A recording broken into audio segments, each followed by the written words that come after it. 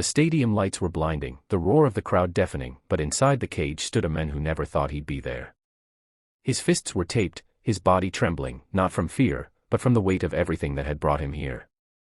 On the other side of the cage was the reigning MMA world champion, a fighter who also happened to be the billionaire CEO of his own sports empire. The world waited for blood, but what happened in the final move left the entire arena in stunned silence. The story began months earlier, far away from the glittering stadiums and TV cameras. Daniel Hayes was a single father, a military veteran who had given the best years of his life to serving his country. But after his service ended, life had been crueler than the battlefield. He lost his wife in a car accident, leaving him alone to raise his little daughter, Emma. Jobs were scarce, bills piled high, and every day was a fight to put food on the table. The men who once faced enemies with courage now faced eviction notices, hospital debts, and the fear of failing the one person who needed him most. Meanwhile, across the country, Marcus Steele was living the kind of life people only dreamed about. A two-time MMA world champion, Marcus had built his fame into fortune, becoming the CEO of a multi-million-dollar fitness empire. Yet, despite all his success, Marcus carried a strange emptiness inside. The fights, the money, the headlines, none of it gave him the sense of purpose he once felt when he was a hungry underdog. He longed for something real, something raw, something that reminded him of why he ever stepped into the cage in the first place. Their worlds collided by chance. A viral video had been circulating online, grainy footage of Daniel sparring in a small community gym. He wasn't fighting for glory, he was training to stay sane, to keep the demons of PTSD at bay. In the clip, Daniel refused to give up even after being knocked down again and again. He stood, bleeding and battered, only to whisper, "I can't quit. My daughter's watching."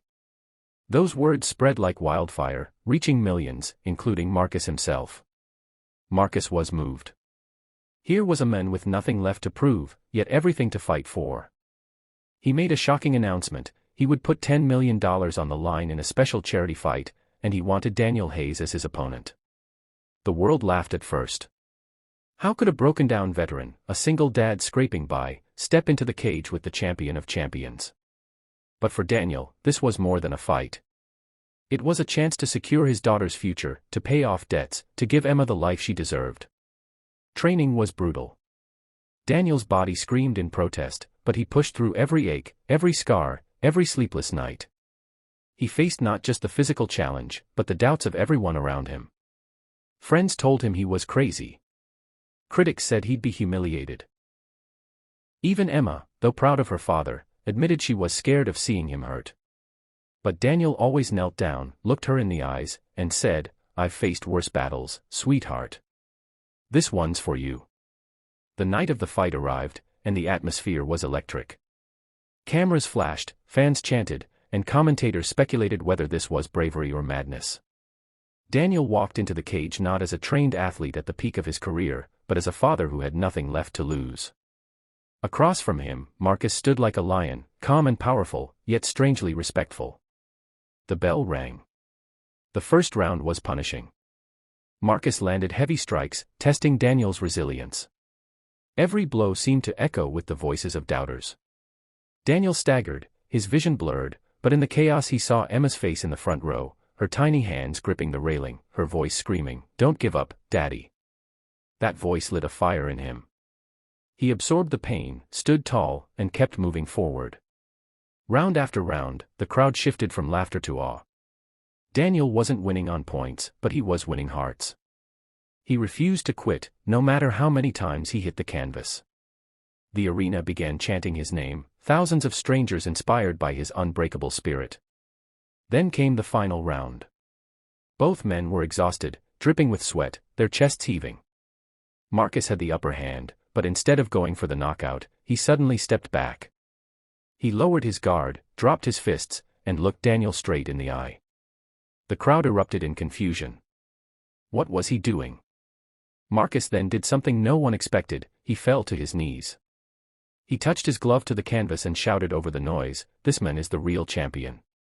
He signaled to the referee, ending the fight on his own terms. The stadium went silent before exploding into cheers. Daniel stood frozen, tears welling in his eyes, as Marcus raised his arm in victory, not his own, but Daniel's. And then came the final move. Marcus pulled a microphone, turned to Daniel and the audience, and said, "This fight was never about winning or losing. It was about honoring those who give everything for us. Daniel, you're a father, a soldier, a survivor, and the $10 million is yours. You've earned it not with your fists, but with your heart." The crowd rose to their feet, chanting Daniel's name. Emma rushed into the cage, leaping into her father's arms as he sobbed openly, clutching her tight. That night, Daniel didn't just win financial freedom, he won back his dignity, his hope, and a future for his daughter. In the days that followed, headlines screamed about the stunning final move that shocked the world. But for Daniel and Emma, the story was simpler. It was about love, resilience, and the power of never giving up. And for Marcus, the champion CEO, he finally found what he had been missing. A reminder that the greatest victories aren't measured in titles or dollars, but in the lives you change by lifting someone else up.